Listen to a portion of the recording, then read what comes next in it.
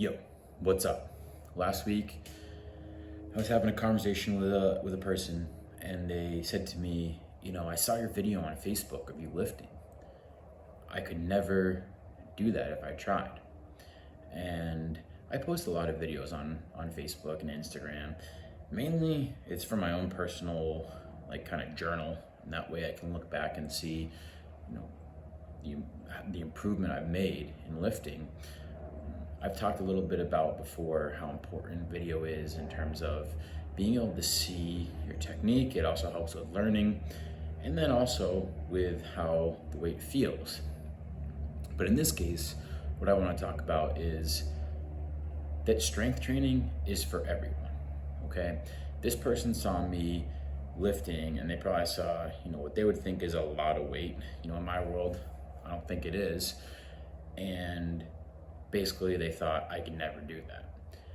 But let's take a squat, for example, okay? If I posted a video of a squat and it was a lot of weight, whatever that means, that doesn't mean that you can't do that, okay?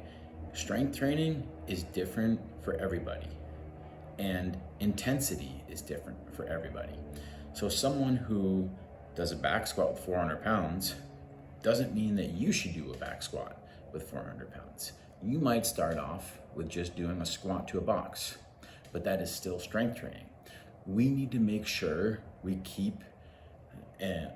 take into account the person's age, their limitations, whether that be from a previous injury or just their flexibility, mobility overall.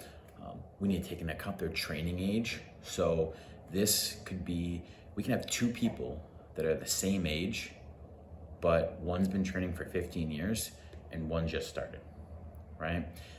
Every single person, okay? Even people, I would argue in their 70s, 80s, they can still get stronger. Now, what does getting stronger mean? It might mean we go from doing 5 reps to a box to 10 reps to a box, right? Someone who's in their 70s, 80s, even their 60s might never get to barbell back squat, especially if they don't have a history of it.